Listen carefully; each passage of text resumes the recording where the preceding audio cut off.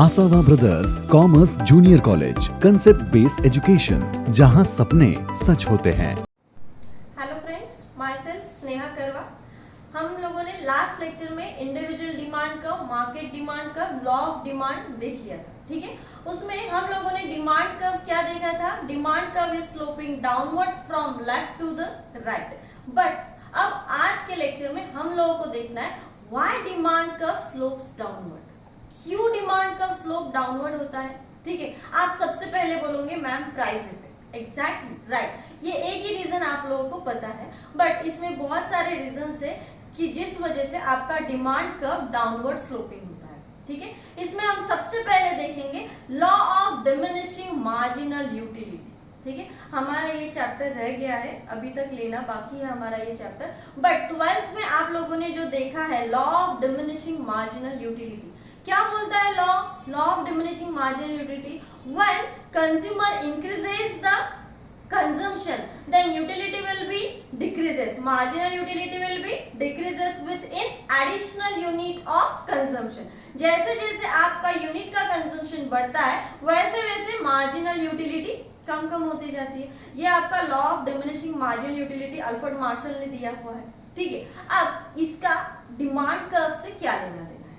देखो कंज्यूमर में क्या है, कंज्यूमर का क्या है, हाईएस्ट सेटिस्फैक्शन आना चाहिए। अब कंज्यूमर क्या देखेगा, कब उसको हाईएस्ट सेटिस्फैक्शन मिलेगा? जहां पे उसकी प्रोडक्ट की प्राइस कम रहेगी। एक छोटा सा एग्जांपल लेते हैं, अगर अभी यही मैंगोज का ही एग्जांपल हम कंटिन्यू करेंगे। अगर मैंगो सबको पसंद है, ठीक है, बट अगर प्राइस ज्यादा रही फिर भी कंज्यूमर क्या करेगा? प्राइस ज्यादा रहने के बाद वो डिमांड उसकी कम रहेगी, वहां पे उसको सेटिस्फैक्शन मिल रहा है क्या? नहीं। मैक्सिमम सेटिस्फैक्शन है क्या? देखो हम जब मार्च या अप्रैल में मैंगोज परचेस करते हैं तो ऐसे इसमें हम सिर्फ एक ला लेते हैं बट रेट हायर है, ऐसे इसमें हमारा सेटिस्फैक्शन पूरा होता है क्या? नहीं। हाईएस्ट सेटिस्फैक्शन हमको कब मिलेगा? मई एंड तक, ठीक है। ऐसे इसमें तुम कब ज्यादा परचेस करोगे या डिमांड कब ज्यादा रहेगी आप लोगों की? डिमांड जब आपकी प्राइस कम रहेगी मैंगोज की। जब आपके मैंगोज 50 रुपीज पर केजी होते तो ऑब्वियसली मार्केट में डिमांड बढ़ जाती है, ठीक है। और law of diminishing marginal utility क्या बोल रहा है कि कंज्यूमर इक्विलिब्रियम आपका कहाँ रहेगा? जहां पे उसका मैक्सिमम सेटिस्फैक्शन रहेगा। फिर जहां मैक्सिमम सेटिस्फैक्शन रहेगा, मैक्सिमम सेटिस्फैक्शन कहाँ रहेगा? जहां पे प्राइस कम रहेगी तो डिमांड बढ़ेगी, और जब कंज्यूमर ज्यादा कंज्यूम करेगा तो ऐसे इसमें उसकी यूटिलिटी ऑब्वियसली कम कम होते जाएगी, ठीक है, बट डिमांड क्या हो जाएगी? बढ़ जाएगी। इसलिए सबसे पहला रीजन है आपका demand, why demand curve slopes downward, law of diminishing marginal utility. क्योंकि ये भी इनवर्स है, जैसे जैसे आपका कंजम्पशन बढ़ेगा वैसे वैसे मार्जिनल यूटिलिटी कम होगी, और जैसे जैसे प्राइस का कम होगा, गुड्स का प्राइस कम होगा, वैसे वैसे क्वांटिटी डिमांड बढ़ जाएगी, और जैसे ही क्वांटिटी डिमांड बढ़ जाएगी आपका सेटिस्फैक्शन हाईएस्ट लेवल पे आ जाएगा, और जब आपका सेटिस्फैक्शन हाईएस्ट लेवल पे आ जाएगा एमयू कम हो जाएगा, मार्जिनल यूटिलिटी कम हो जाएगा और क्वांटिटी डिमांड बढ़ जाएगा, इसलिए demand curve will be sloping downward.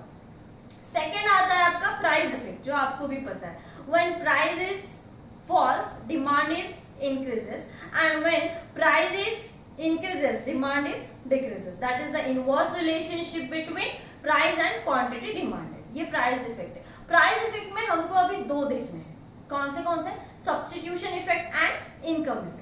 देखो सब्स्टिट्यूशन इफेक्ट में जब हम लोगों ने डिटर्मिनेंट्स ऑफ डिमांड देखे थे, डिटर्मिनेंट्स ऑफ डिमांड में हम लोगों ने देखा था सब्स्टिट्यूशन में। एग्जांपल याद आ रहा है आप लोगों को? ठीक है, एग्जांपल हम लोगों ने क्या देखा था? टी एंड कॉफी का, ठीक है। अब ऐसे इसमें क्या हो रहा था? टी की प्राइस बढ़ते समय टी की प्राइस बढ़ गई बट कॉफी की प्राइस कांस्टेंट है, ऐसे इसमें भी कॉफी की डिमांड क्या हो रही थी आपकी? बढ़ रही थी, ठीक है, क्योंकि टी की प्राइस क्या हो गई? बढ़ गई। और व्हेन टी की प्राइस जब कम होने लगी है, कॉफी की प्राइस कांस्टेंट है बट फिर भी कॉफी की डिमांड क्या हो गई?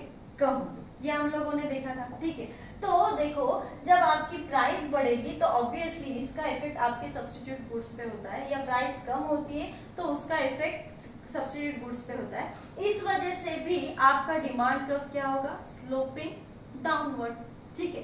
सेकेंड हम देखेंगे इनकम इफेक्ट। इनकम इफेक्ट में क्या आएगा हमारा? इनकम इफेक्ट देखो, कोई भी कंज्यूमर रहने दो, अगर उसकी प्रोडक्ट्स की या गुड्स की प्राइस कम रही, प्रोडक्ट्स की प्राइस जब कम रहेगी तो अगर इनकम लेस भी रहा फिर भी डिमांड क्या हो जाएगी? बढ़ जाएगी।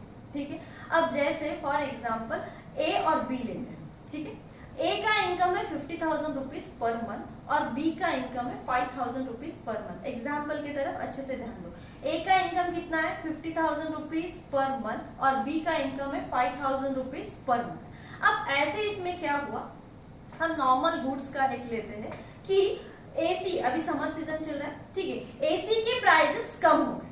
ठीक है, एसी के प्राइजेस 25,000 से 5,000 पे आ गए। ठीक है, एज्यूम कर लो एसी के प्राइजेस कम हो गए। ऐसे इसमें जिसका बी का इनकम कितना था हमारा? 5,000 रुपीज पर मंथ। ऐसे इसमें शायद बी सोच सकता है कि हम सेव करके एसी ले सकते हैं। ठीक है, ए को तो छोड़ दो, बट देखो कम इनकम रहते समय भी जब गुड्स की प्राइस कम होती है तो ऑटोमेटिकली डिमांड क्या हो जाएगी? बढ़ जाएगी। हुआ या नहीं हुआ? ठीक है, या और एक जो हम कंटिन्यू एग्जांपल कर रहे हैं मैंगोज का। ठीक है, जब 50 रुपीज पर केजी मैंगोज हो जाएंगे और इनकम भले ही तुम्हारा कम रहेगा, ऑटोमेटिकली तुम्हारी क्वांटिटी डिमांड क्या हो जाएगी? बढ़ जाएगी। और जब प्राइस कम डिमांड बढ़ गई तो demand curve is sloping downward.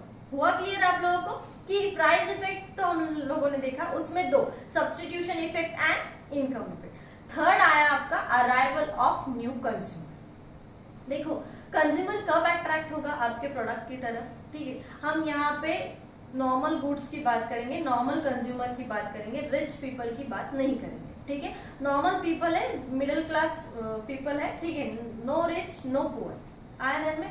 अब ऐसे इसमें ये जो मिडिल क्लास पीपल है, पब्लिक जो है, वो कौन से गुड्स की तरफ ज्यादा अट्रैक्ट होगी? जो गुड्स की प्राइस कम होती है। ठीक है, अब जो गुड्स की प्राइस कम है तो ऐसे इसमें कंज्यूमर क्या हो जाएंगे? वो गुड्स की तरफ अट्रैक्ट हो जाएंगे। अब अगर इसमें हम एग्जांपल लेते हैं, for example Cadbury, dairy milk and KitKat.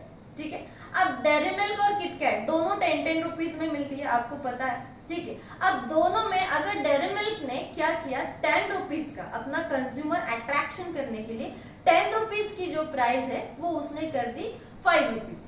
अब कहाँ के कंज्यूमर अट्रैक्ट होंगे? डेयरी मिल्क के पास। ऑब्वियसली मीन्स जहाँ पे प्राइस कम वहाँ पे कंज्यूमर क्या हो जाते? बढ़ जाते। कंज्यूमर अट्रैक्ट हो गया मीन्स ऑटोमेटिकली आपका क्वांटिटी डिमांड क्या हो गया? बढ़ गया। मीन्स फाइनली वापस से हम कहाँ पे आ गए? Price falls, income demand increases और that's why demand curve is sloping downward. आ गया ध्यान में arrival of new consumer. Last आ गया आपका डिफरेंट यूजेस। अगर कोई गुड्स के बहुत सारे यूजेस रहेंगे तो वहां पे इसका इफेक्ट होता है। ठीक है, जैसे फॉर एग्जांपल हम लेते हैं मिल्क। मिल्क के बहुत सारे यूजेस है, पनीर, चीज, बटर, घी, बहुत सारे यूजेस है। ठीक है, अब अगर ऐसे इसमें मिल्क की प्राइस अगर कम हो गई और उसके यूजेस बहुत ज्यादा है तो ऑटोमेटिकली क्वांटिटी डिमांड क्या हो जाएगा? बढ़ जाएगा।